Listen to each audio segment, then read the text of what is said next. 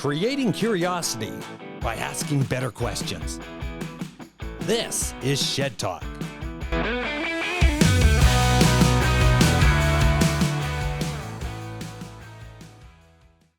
Nick Wilde. The things you know that you don't know. Interesting victim mentality. Nick Wilde. What's up? Thanks for being on Shed Talk. Thanks for having me. Awesome. You know what, Nick? I remember when we first met, and the greatest thing about meeting great people is that I'd met you at, the bodybuilding competition. Yeah, we met each other at the bodybuilding competition, and you were just getting your spray tan, I think. Yes, that's right, because I was getting the spray tan, and I remember seeing you, and you really indulge yourself. And you're massively huge, because when you're looking at this and you compete in bodybuilding, which is awesome. Here's a young guy that just kills it. But it was really interesting because when I first met you, and you do online health coach training, you do a whole whack of stuff. But what really caught me was actually the social media, the cameras you carry, and going into this event and filming. Yeah. It was awesome. It was a great time. But I remember meeting you for the first time, and it was you were just like your energy about you was like, it was so ecstatic because like you've put that work in for yourself. And I mean, I was there at the time recording and doing my thing, and I was posting online like on my Instagram and TikTok and whatever else. But yeah, to see you and meet you in that moment was a really cool experience, because we kind of just crossed paths and talked for a bit. And then I feel like we were on similar, when you cross somebody's path and you feel like you're on similar wavelengths, or like they kind of feel familiar. Right. Like, that's kind of how I felt with you. So, that was an interesting time.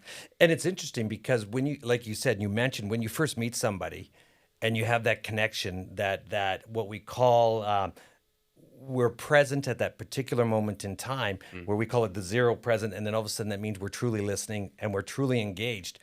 And it set me apart because when people are into fitness, bodybuilding, and then all of a sudden getting into the social media, and I'm going to really dive into the social media aspect, because you're one of the first people that I've ever met. And I mean, like, really concentrated on the social media side, your TikTok, your Instagrams. How did you get into that side of it, as into the fitness side, and really be consistent in that? I got very consistent with that when I started my online training business, Wilde Aesthetics. And I started that in 2020 when COVID hit. And so because it was online, I knew I needed to present myself online in the best way possible.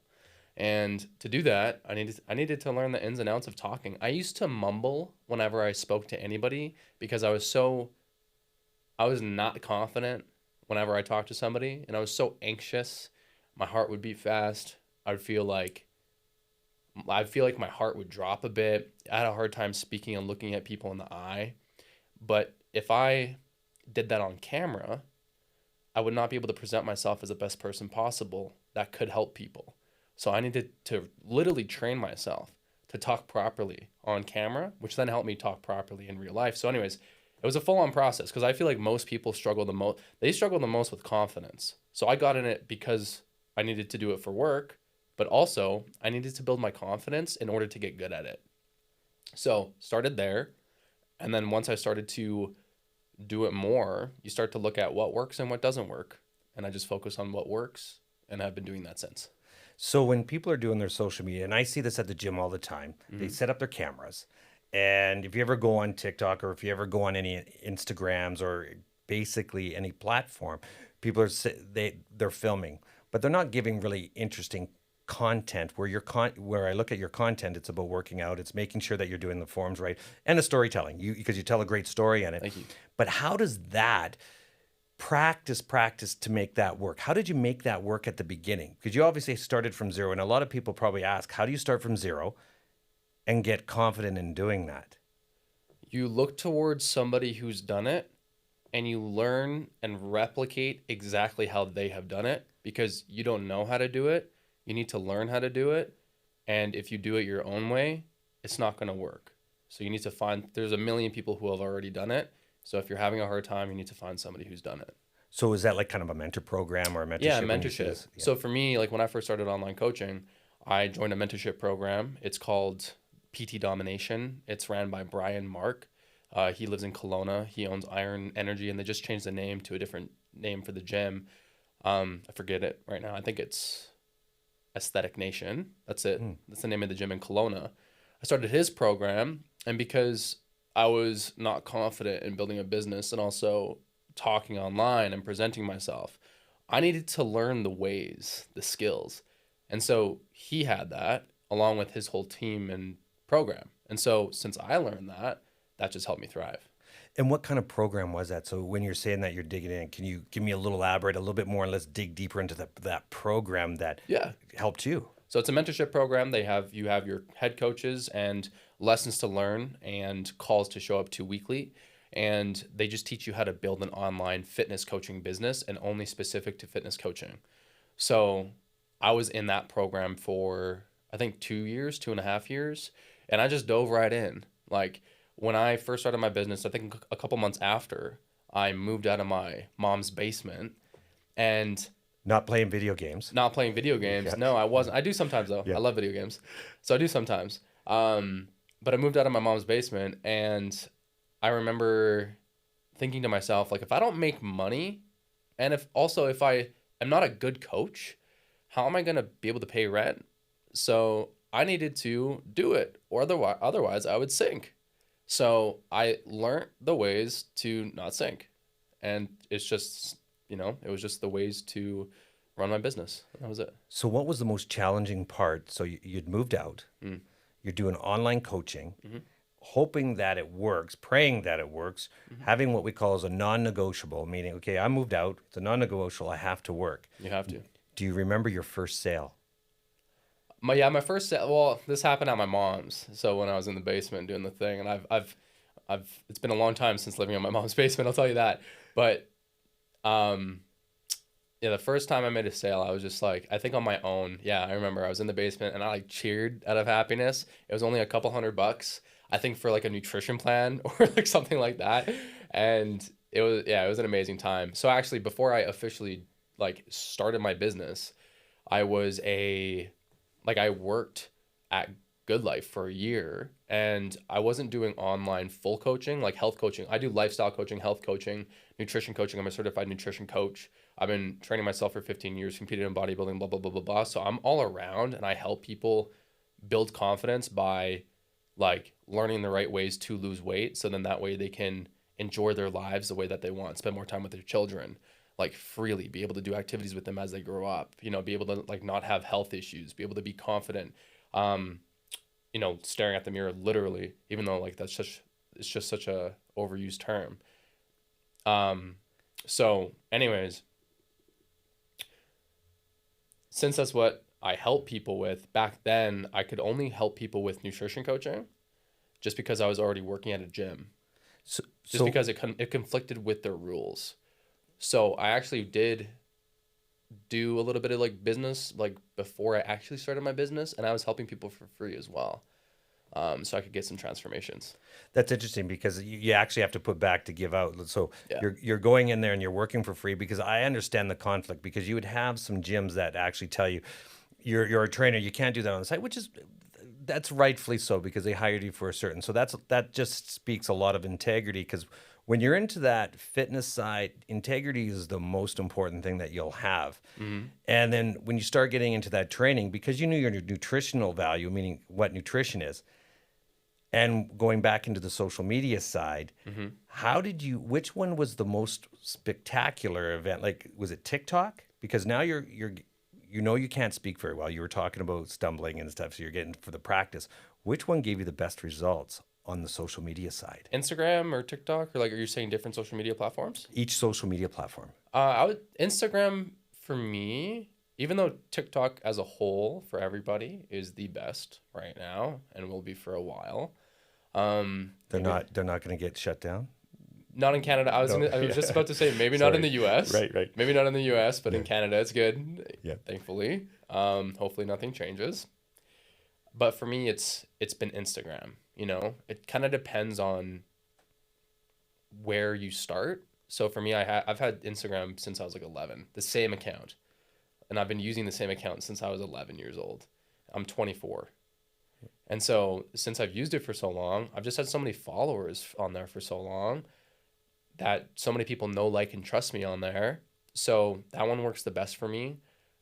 Sales wise, it works the best for me. Content wise, it works the best for engagement compared to Facebook or TikTok. Like those are, I'm more focused on TikTok, less on Facebook, but mostly on Instagram because that's where things are working. So with young entrepreneurs that are looking to get into, like, so they're into fitness and training, because like I said, I talk to a lot of trainers, and they have their gifts and abilities, and they're superstar, they're superpower, but they actually don't know how to get themselves out there. Where I've really seen where that shines is that where the lead generation comes into? Is it actually the social media, or is it how does a lead generation come in on that side? Well, there's two parts, and this is for any business. It's sales and marketing. If you don't have those two parts together, constantly working on them, your business is going to go under. Doesn't matter if you're a sandwich shop or an online business. Sales and marketing always. So it looks different for when you're an online trainer, but there's so many different ways people go about it. Organic marketing, like manually reaching out to people, cold DMing, advertisements. And I would say the best way to go about it, especially in the beginning if you're not big, is getting your marketing down, because who you are and who you present yourself to and how you present yourself is why people hire you as an online coach. Like, you are the product. So that needs to come in first.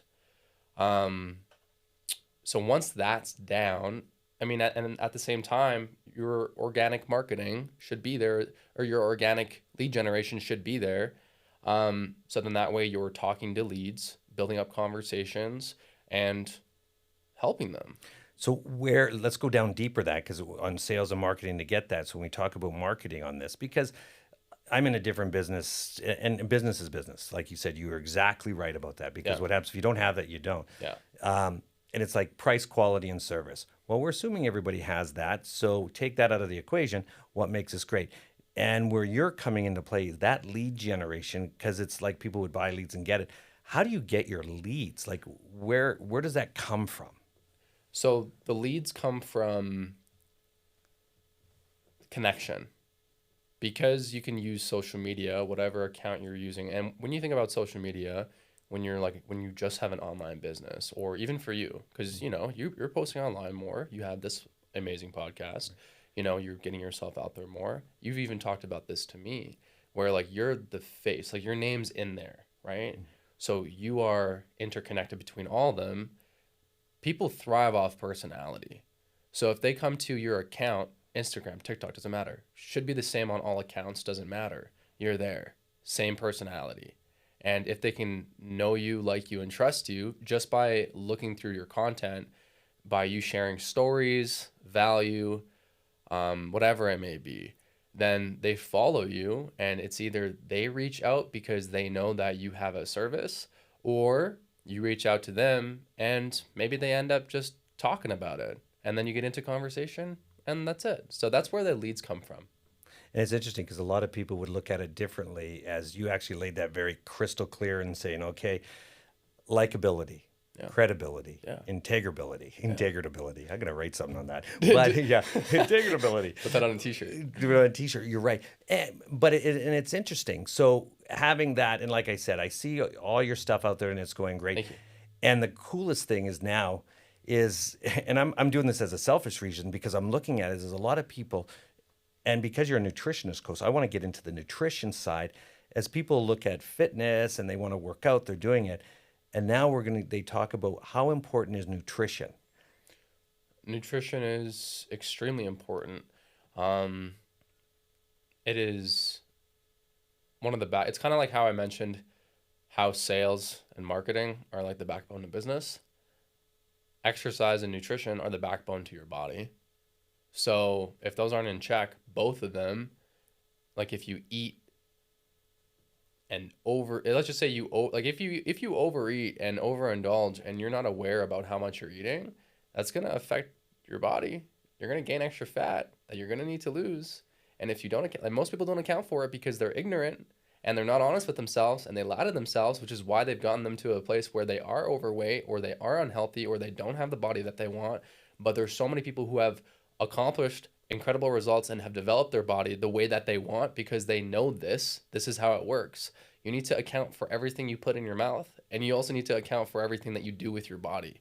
And when those two factors are in alignment with each other for a long time, which is hard because people have commitment issues, people have honesty issues, you know, once you get those figured out, then boom, like you can work towards the goal that you want with your body. But it comes back to those. So when people are coming to you and they want to lose weight or they want to build muscle, they want whatever that storytelling is to them, is the first thing, tell me about your food. It's one of the first things. There's many things. Right. Usually it's just kind of, it's more like what's your story? What's your past? What's a downfall of yours that you have had when it comes to your body? How do you feel about yourself right now and where you're at? And how do you want to feel about yourself in the next 12 months?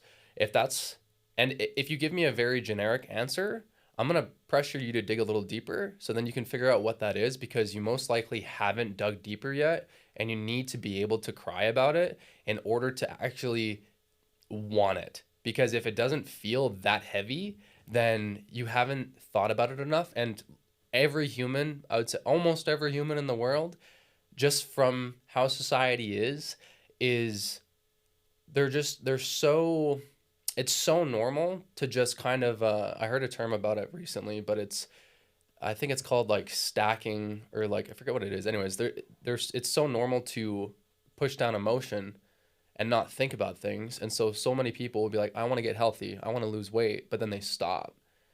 And they'll do it for 3 months and they stop it. And that's what I mean by that. But they only stop and they repeat these cycles of on and off because they haven't truly sat and have thought about what it means to them. And they just kind of stray away from those emotions because they're hard to think about. It's emotional. Not a lot of people want to do that, but they shove it down and they don't talk about it because of trauma, because of the past, because of how they've grown up. You know what I mean? Like it's kind of like post breakup or post divorce. Not usually it happens with men, not so much with women. Like men, they sometimes don't even think about the emotions from a breakup. But for women, they can work through them a lot faster because they're more emotional human beings, which is incredible. And that's how also I believe like men should work through things as well. But that being said, because they shove things down for so long, they haven't actually thought about a deep reason why they should be working on these goals, which leave them astray. So it's not just like very generic answers or questions, because if they can't show me that, they're not going to create a transformation. And if they do, it's going to be half-assed. So when you're looking at these guys and it's kind of asking, so how well do you love yourself?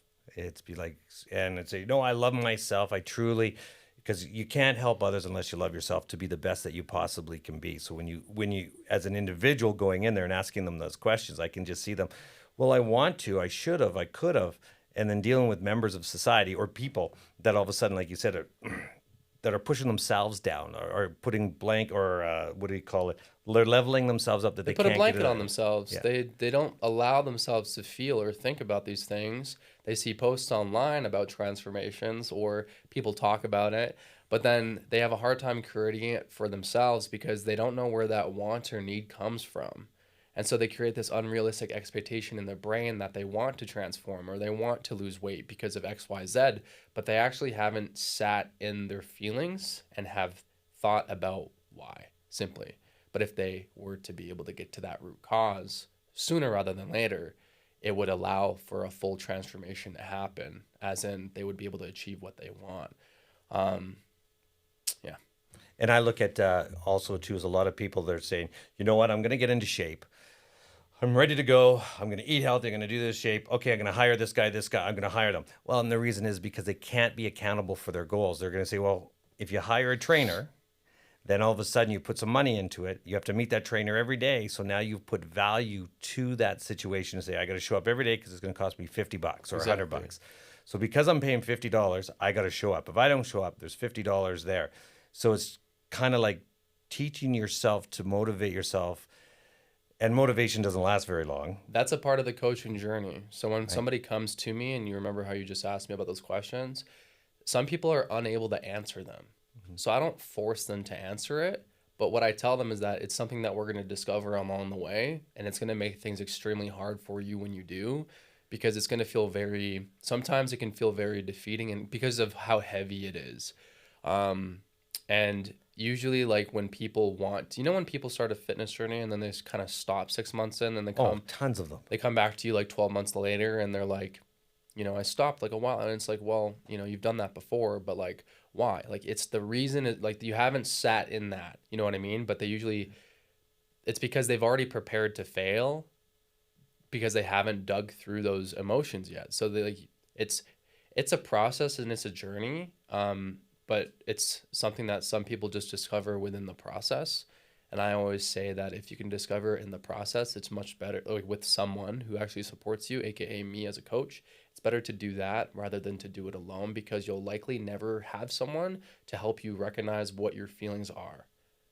Right. So you're actually working with them through that whole transformation when is it that moment where they're saying, I don't want to work out today, or I just don't want to be here today. Like Be here what today.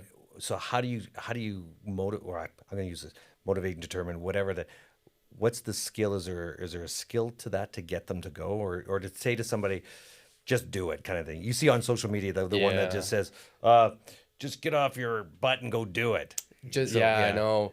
I unfortunately it's not like that when it comes to coaching. Like some coaches are like that, and I am like that. Like for the clients who do know what they're going through, and like maybe they're just having an off day and they're lazy. I'm like, some people are just lazy and they need that kick in the butt. So I'll Yeah. tell them that, right? And but for some, they can't take that.